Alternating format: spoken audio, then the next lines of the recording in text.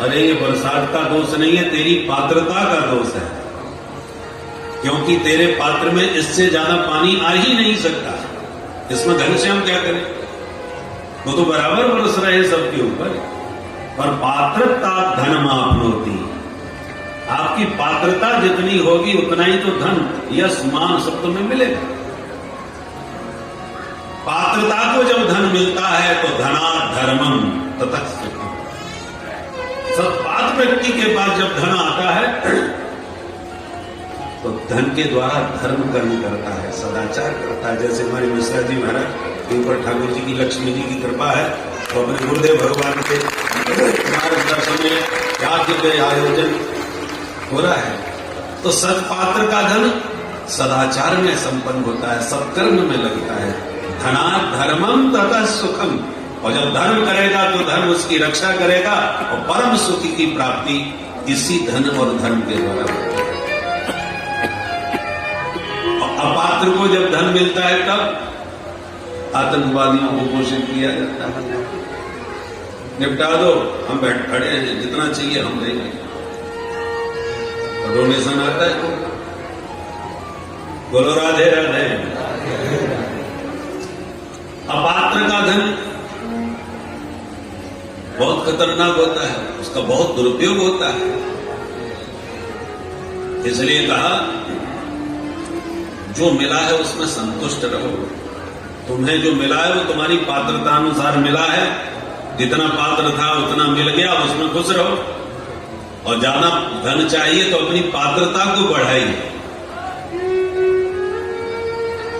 और तीसरा सूत्र है सर्वेंद्रियों वशान्त्याच, अपनी इंद्रियों पर थोड़ा संयम रखो। 3 बातें उतार लो जीवन में तो जनार्दन आशु तुष्यति, भगवान शीघ्र प्रसन्न हो जाएंगे। इसके साथ ही चतुर्थ स्कंद संपन्न। पंचम स्कंद में प्रियव्रत महाराज की कथा है, जो मनु महाराज के दूसरे व्रत है, जिन्होंने व्रत लिया कि हम रात नहीं होने देंगे। रात होते ही लोग भाग जाते हैं, 12 घंटे अंधकार में यूं बर्बाद कर देते हैं। इसलिए रथेन ज्योतिर्मयेन रजनीमपि दिनम करिष्यामि, जिन्होंने ज्योतिर्मय रथ का निर्माण किया और पृथ्वी की 7 प्रदक्षिणा दी तो 7 दिन तक दिन ही रहा, रात नहीं हुई। ब्रह्मा जी तो घबरा गए, दौड़े दौड़े आए और कहा बेटा तुम क्या गड़बड़ कर रहे हो, कोई भी वस्तु प्रकृति की व्यर्थ नहीं है, रात्रि भी उपयोगी है पर उसका सदुपयोग करना आना चाहिए। बात समझ में आ गई, आग्रह त्याग दिया। पर पृथ्वी पर 7 द्वीप और 7 समुद्रों की रचना हो। जम्बू द्वीप, उपलक्ष द्वीप, कुशल द्वीप, क्रंस द्वीप, पुष्कर द्वीप, ऐसे 7 द्वीप बन गए। सबसे पहला जम्बू द्वीप बना जहां के राजा आग्नेन्द्र हुए, प्रियव्रत के ज्येष्ठ पुत्र। आग्नेन्द्र के 9 बेटा हुए तो उन्होंने जम्बू द्वीप के 9 खंड कर दिए। अजनाब खंड, किमपुरुष खंड, केतमाल खंड, हरिवर्ष खंड, उत्तर कुरु खंड, इस प्रकार से 9 खंड हुए। सबसे पहला अजनाब खंड, यहाँ के राजा बने नाभी। और नाभी महाराज के यहाँ साक्षात भगवान ऋषभ देव जी का प्राकट्य हुआ। बोल ऋषभ भगवान की जय। ऋषभ भगवान ने विवाह किया इंद्र की पुत्री जयंती के साथ और 100 पुत्रों को जन्म दिया। इन 100 पुत्रों में ज्येष्ठ पुत्र हैं भरत, जिन भरत के नाम से इस अजनाब खंड को आज तक भारतवर्ष के नाम से जाना जाता है। काशी तेनेदम वर्षम भारतम इति व्यपदेशम किया। ऋषभ भगवान ने सभी पुत्रों को बैठा के बड़ा दिव्य उपदेश दिया कि बच्चों 2 चाबी देके जा रहा हूं। एक चाबी से नरक का दरवाजा खुलेगा, दूसरी चाबी से मोक्ष का। चाबियों के नाम क्या है? महत्सेवा द्वारमाहु विमुक्ते तमो द्वारम योषिताम संगी संगम। स्त्रैण्य पुरुष, लंपट पुरुष का संग करोगे तो नरक का दरवाजा खोलते देर नहीं लगेगा। और महत सेवा, महात्माओं की सेवा, विद्वान महापुरुषों की, संतों की सेवा करोगे तो द्वार माहु विमुक्ते, ये मुक्ति का दरवाजा खुलने वाला है। इसी का अनुवाद गोस्वामी जी ने कहा, संत संग अपवर्ग कर कामी भव कर पंथ। बिल्कुल जो करते अनुवाद, बहुत सुंदर उपदेश दे करके ऋषभ भगवान परमहंस बन गए, दिगंबर बन के विचरण करने लगे। अरहन नाम के राजा ने उनका अनुसरण किया और वहीं से जैन मत का शुभारंभ हो गया। भरत जी के 5 पुत्र हो गए। ज्येष्ठ पुत्र को सत्ता सौंप के ये भी भजन करने चले गए, परंतु कुल्हाश्रम में तप करते इनकी आसक्ति मृग के बच्चे में हो गई। और इतनी अधिक आसक्ति हो गई कि मरण काल में भी रहा मृग शावक का ध्यान। तो पुनर्जन्म में मृग हुए राजा मोह निदान। अंत्ययामती सागर मृग के चिंतन से शरीर छूटा तो अगले जन्म में मृग बनना पड़ा। इसलिए प्रेम उससे करो जो जिसका चिंतन तुम्हारा कल्याण करे। आजकल लोग कुत्तों से बड़ा प्रेम करने लगे। दया करना तो ठीक है भाई, रोटी खिलाओ, हमारे तो शास्त्र स्वयं कहते हैं पंचबली जब वो बस बलवश्व देव में होती है तो कुत्ते को भी भोजन कराना चाहिए, शास्त्र की आज्ञा है। परंतु टुकड़ा देना अलग बात है, घर में घुसाना ये ठीक नहीं। शास्त्र की आज्ञा है, जिस घर में कुत्ता घूमता फिरे, सब मुख मारता जूठा करता फिरे, उस घर के अन्न को, भविष्यान्न को देवता स्वीकार नहीं करता, अग्राह्य हो जाता। तो मृग के चिंतन से मृग बने भरत, और तपस्या व्यर्थ नहीं गई, याद सब बनी रही हम क्यों बने। इसलिए मृग शरीर त्यागा तो तीसरा जन्म एक विप्र कुल में हो गया। अंगिरा गोत्रीय ब्राह्मण के घर जन्म लिया, पर याद पूर्व जन्म की सब बनी रही। इसलिए मन में सोचा अब हम किसी के चक्कर में बिल्कुल नहीं पड़ेंगे, नहीं तो न जाने क्या बनेंगे।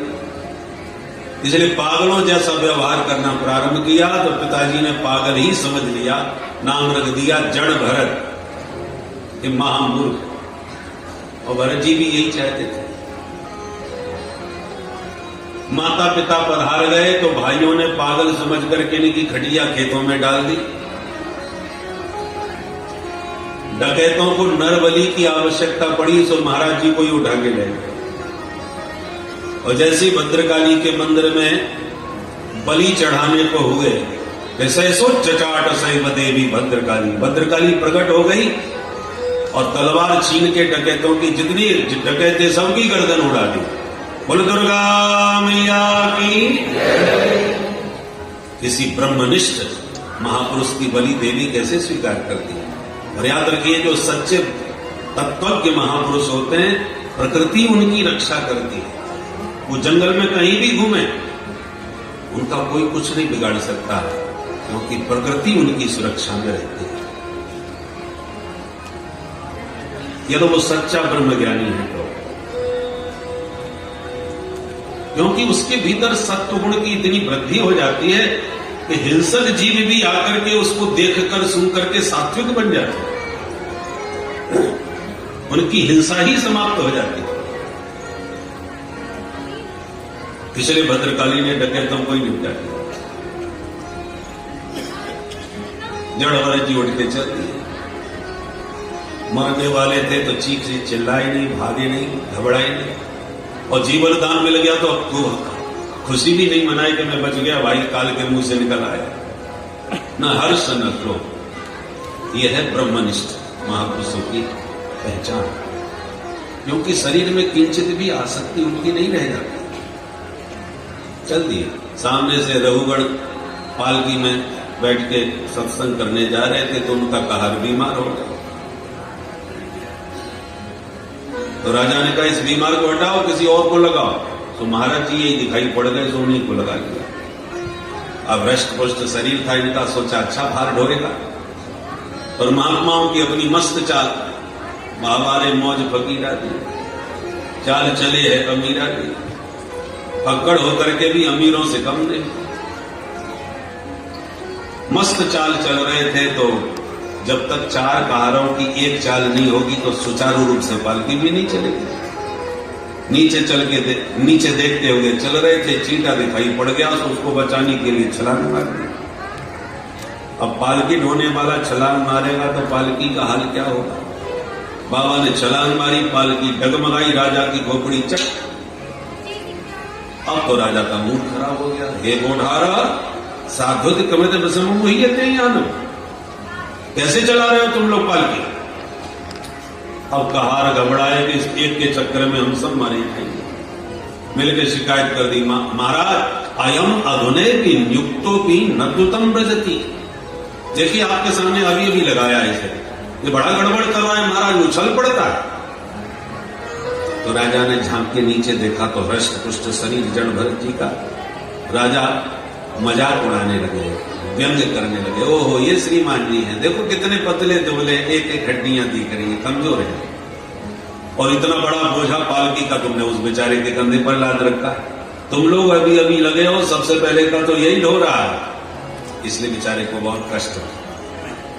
ये व्यंग वचन बोले और जड़भर जी सुनते रहे, समझते रहे, पर चलते रहे, बोले कुछ नहीं।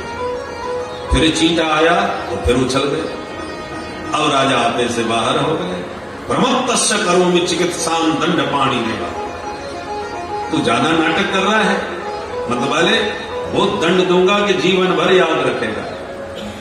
ज्यादा ही क्रोध में लाल पीले होने लगे, तब जड़ भरत जी महाराज बोले और जीवन में पहली बार मुंह खोले। जड़ भरत जी किसी से बातें नहीं करते, पागलों की तरह घूमते थे। और जब राजा ज्यादा ही नाराज हो गए, तब जड़ भरत जी ने पहली बार किसी से कुछ कहा। त्वयोदितं व्यक्तमभिप्रलब्धं भरतो समे स्याद् यद् वीरभारः गन्तुर्यदि स्यात् दिगुण्डमध्वा पीबेति नासौ न विदां प्रमाद। अरे राजन, तुम किससे दंड देने की बात कर रहे हो? यदि मुझे तुम ये सब बातें सुना रहे हो तो मैं ना मोटा हूं, ना पतला हूं, ना पैदा होता हूं, ना मरता हूं। ये सब शरीर के धर्म है। मोटा पतला होना शरीर, काला गोरा होना शरीर का धर्म है। भार होगा तो शरीर पर होगा, कष्ट होगा तो शरीर को होगा। अस्ति जायते वर्धते अपक्षीयते विनश्यति। आइए जो सडूर्मियां हैं, ये देह के धर्म होते हैं, देही के नहीं। मैं देह नहीं हूं, मैं देही हूं, इस देह में रहने वाला आत्मा। जब ऐसी बातें कही तो रघुगण की खोपड़ी घूम गई। देखने में तो मेरा पागल जैसा लगता है, पर बात बड़ी गहरी कह रहा है भाई। ध्यान से दोबारा देखा तो यज्ञोपवीत कंधे पर दिखाई पड़ गया, और जनेऊ देखते ही तुरंत रघुगण समझ गया ये तो कोई ब्राह्मण श्रेष्ठ है। तुरंत पालकी से नीचे उतरे, चरणों में प्रणाम करते हुए प्रार्थना करने लगे। कस्त्वं निगूढश्चरसि द्विजानां बिभर्ष्य सूत्रं कतमो वधूतः। आप कौन महापुरुष हैं? आपकी वाणी आपकी योग्यता का परिचय दे रही है। आप कोई सामान्य ब्राह्मण नहीं, विद्वान महापुरुष हैं। मैं किसी से डरता नहीं महाराज, पर ब्राह्मणों के क्रोध से मुझे भयंकर डर लगता है। कि ब्राह्मण जब कुपित हो जाए तो कुलम समूलम दहती, वो सारे वंश को ही नष्ट कर देता है।